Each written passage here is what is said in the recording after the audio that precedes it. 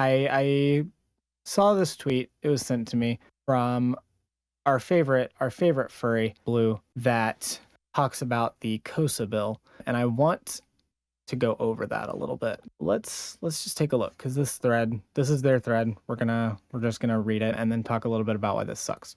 A thread about KOSA and what it is. The Kids Online Safety Act is a bill with tons of support in the Senate that, if passed, will completely change the way we use the internet for the worse. And this is an image of, I think, some article. I'm not exactly sure where, what article this is from. The link might be included, and we can look at it if it is. But the article says, new KOSA bill still threatens LGBTQ access to the internet. Republicans would use this law to target our youth. KOSA claims to make kids safer, but it's really a dangerous censorship bill that would give the government unprecedented control over the internet. This would put youth in danger by preventing them from accessing potentially life-saving sources. Here are some of the things that it could do if passed. State attorney generals controlling what you're able to see and do online, ID verification required for social media usage, LGBTQ censorship, political censorship, art censorship, war censorship, end private communication services, constant moderation online, and many more ramifications if this bill passes. It will affect literally everyone in the US using the internet. Many platforms may be forced to remove so-called controversial content to comply with this bill. Faced with the threat of expensive lawsuits from partisan attorneys general, online platforms will almost certainly be forced to protect themselves by preemptively removing any LGBTQ content for the fear of the liability risks it creates for them.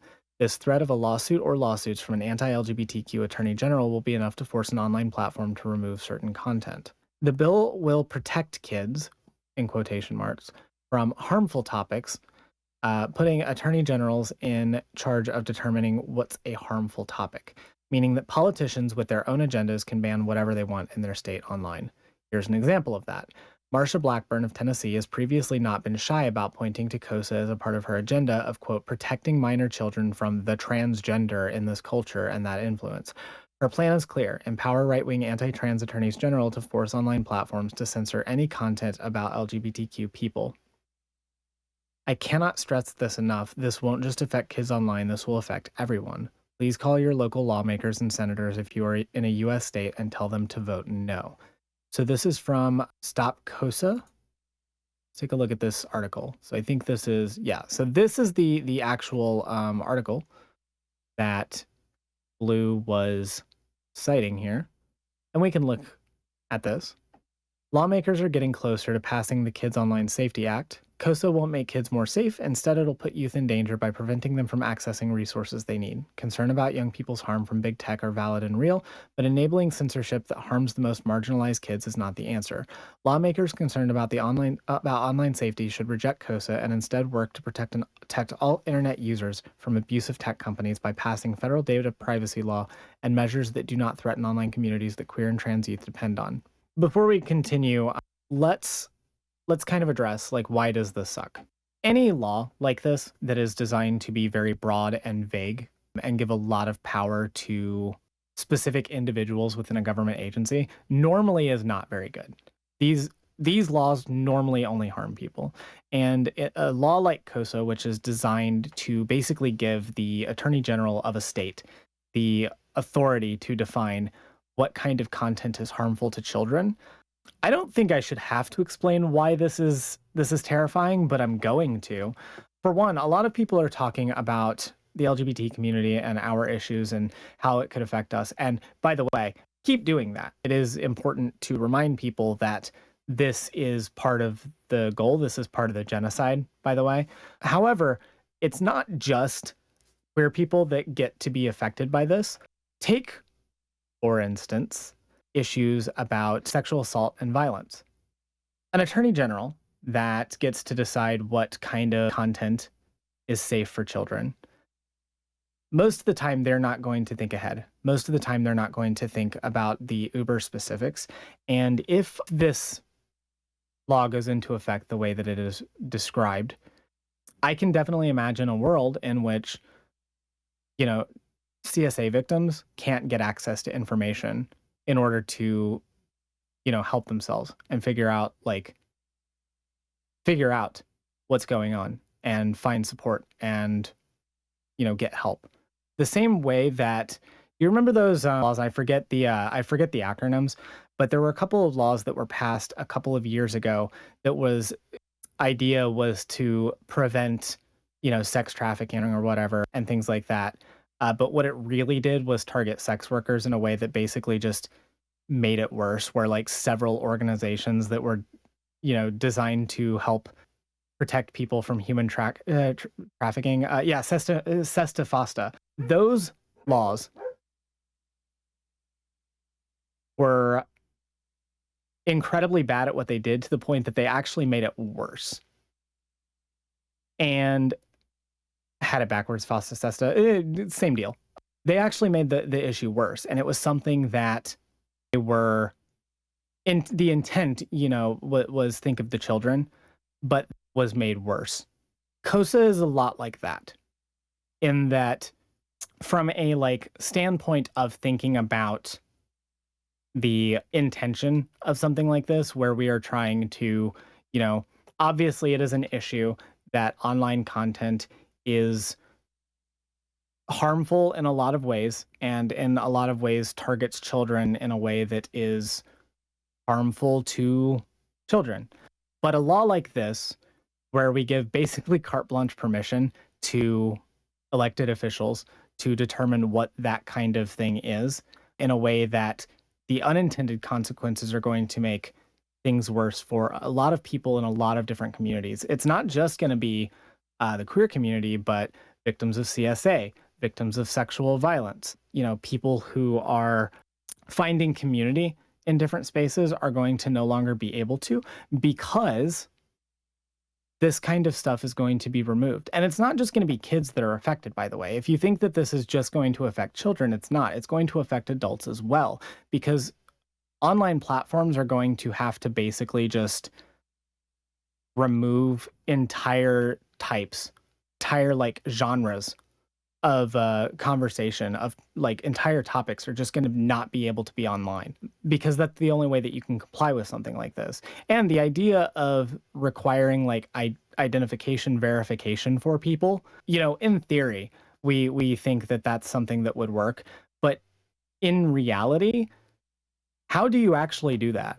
Like, how does a website verify your identity in any way that isn't both invasive to the website and invasive to the users? I found out I was trans as an adult, so yeah, like, and this isn't just going to affect kids. Like, obviously, like they're saying the quiet part out loud in the sense of like, they want to protect the kids from the trans menace or whatever. But also like, this is going to affect adults too. And they know it. They know this. They want us dead. They are entirely like this is the intention. They're just not saying it. I also discovered I was trans as an adult. Assuming you buy choice narrative, I should be allowed to make that choice as an adult. I was in my 20s. Like, I wasn't even like still a teenager. But, the point still stands that this is only going to have unintended consequences. However, I don't want to be so quick to buy into the civility narrative, because when I say this is going to have unintended consequences, I mean there are things that at least on both sides people pretend to care about, where it's going to have consequences on those things that I don't think they are really that aware of. However, this is the intended consequence. The intended consequence is to do these things. If you think that the conservatives give a shit about victims of CSA or about victims of sexual violence or about LGBT people, they don't. I mean, conservatives are going to be happy that this bill would remove LGBT content, but they'll also be happy that it'll keep victims of sexual violence and CSA from being able to access resources, because they're often the ones committing those violences. Like, they're all fucking like pedophiles and all fucking like rapists. They are going to be very happy about that kind of thing. So I don't want to, when I say there's going to be a lot of unintended consequences, yeah, statistically, I'm not making a legal claim here. Statistically speaking, they're all fucking pedophiles and all fucking rapists. But when I say unintended consequences, I mean the people on the liberal end of things, that they have like the misguided belief that this thing is going to help.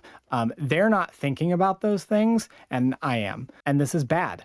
It's very bad. So we can continue going through the thing and look at the specifics. Why is KOSA a bad bill? KOSA uses two methods to protect kids, and both of them are awful.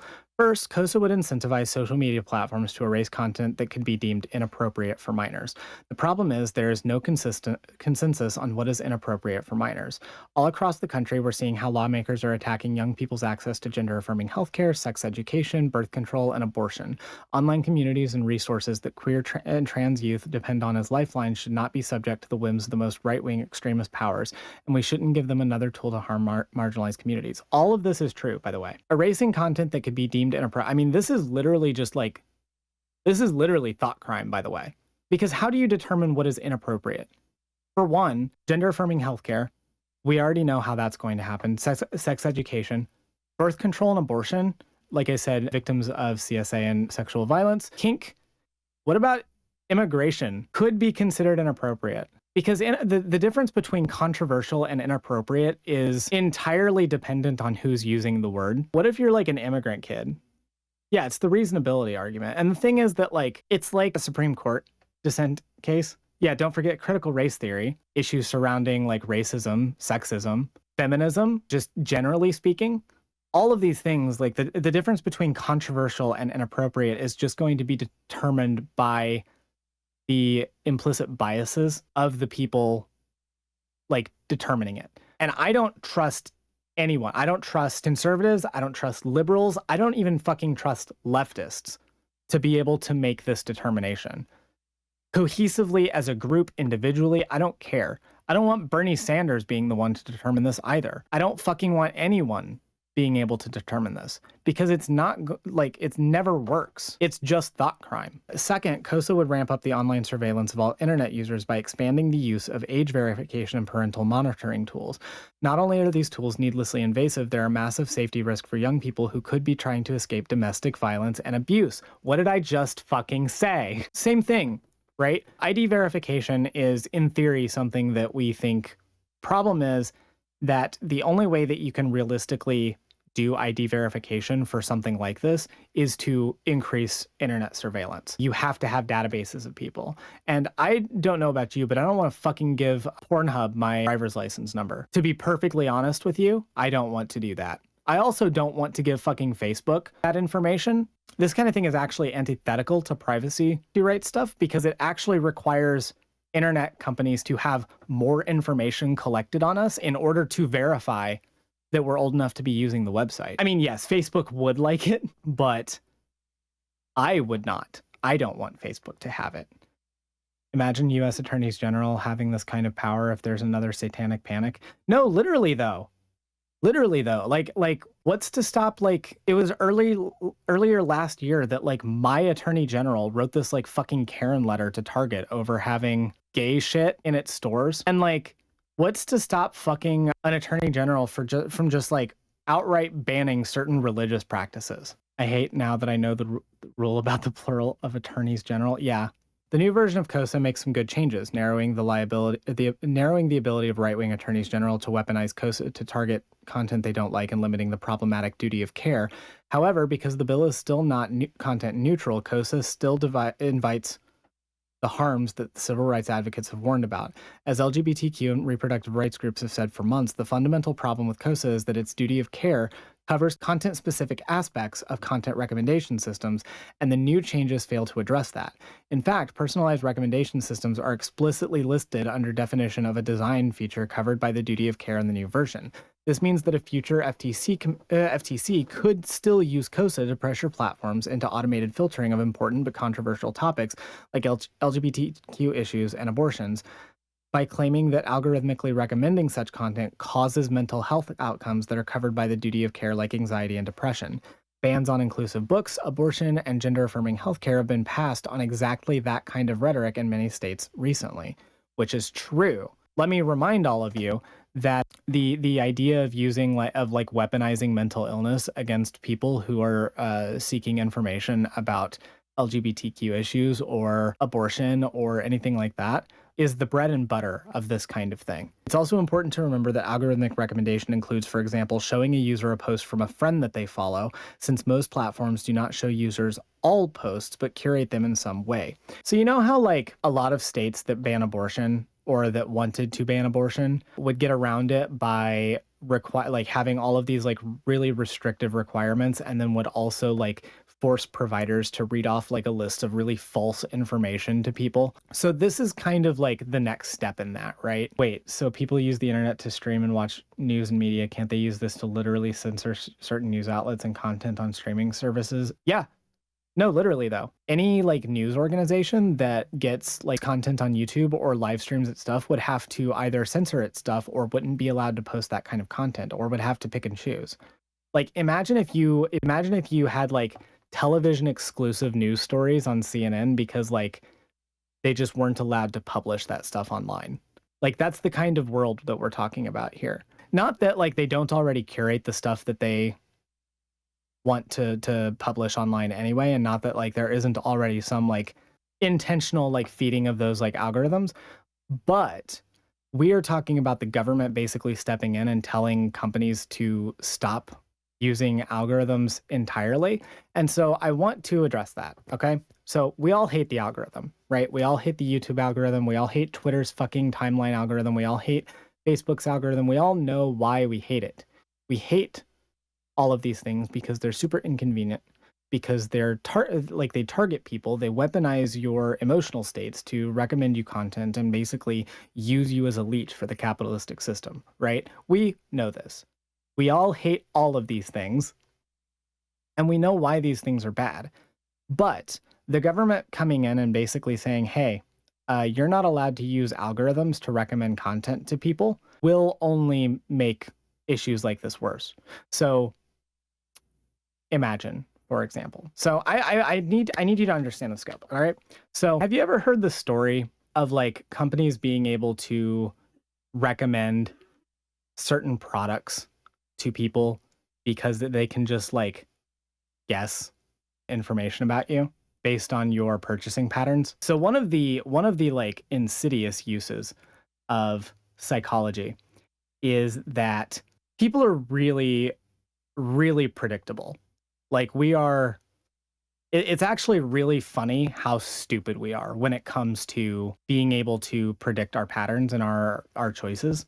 And the thing is that companies have been doing this for decades. Like they track every fucking thing that you do. You know, when you go into a store, you make like purchases and stuff.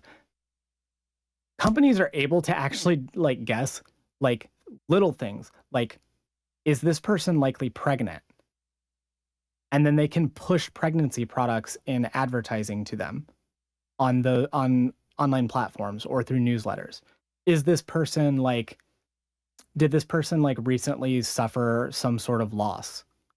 And we can, you know, push certain things that kind of like push those buttons that they're likely to buy.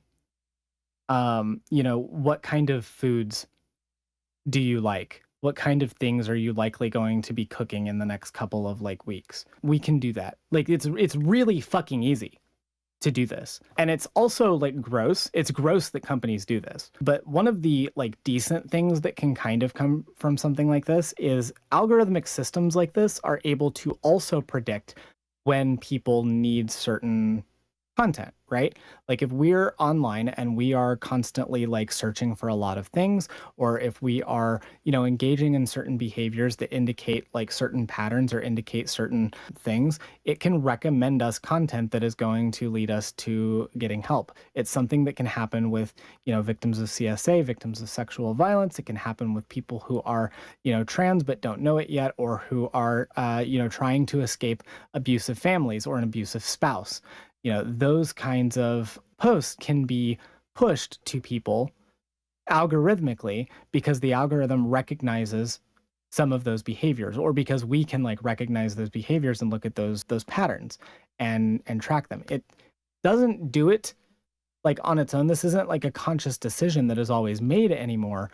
This is something that just happens. And targeting a system like that is going to prevent victims of CSA or victims of sexual violence or people trying to get out of abusive households or, you know, people who are trans or gay from accessing resources, or somebody who might be pregnant and might need an abortion. They won't be able to access those resources because algorithmically it can't be pushed to them. This is bad. This is like changes. This is like fucking, you know, we always make the jokes about things being 1984. This is literally 1984. Like if there is any time to make the literally 1984 meme, this is actually the thing to do it on.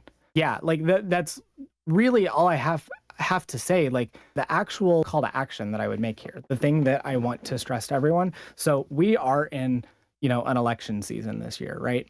And stuff like this matters. You know, it matters who gets put into office. And I realize that KOSA is one of those bills that is intentionally designed to kind of appeal to both sides of the aisle in a way that, like, you know, you can tell that like Republicans are genuinely trying to harm CSA victims because they're all fucking pedophiles, but then Democrats are being tricked into thinking that they're not doing that. I realize that this is one of those, but this is why getting out there and electing people who are opposed to shit like this, and also why bullying your representatives is so important.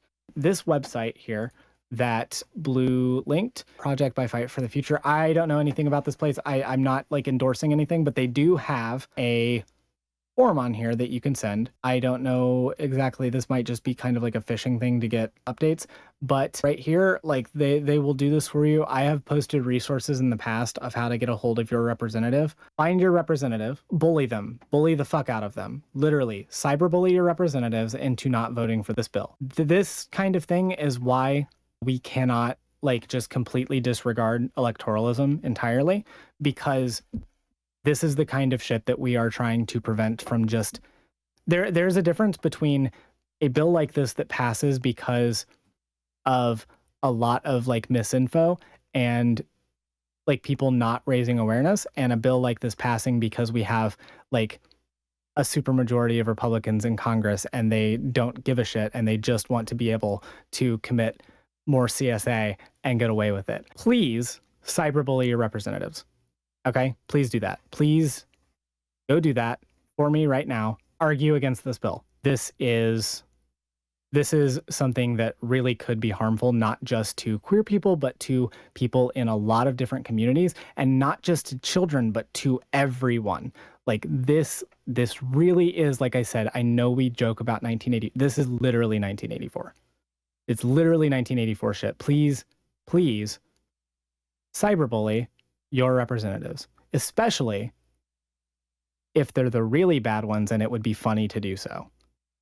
You know, there is that. It could also be funny. You should do it because it's a good thing to do, but also it could be funny, so do it.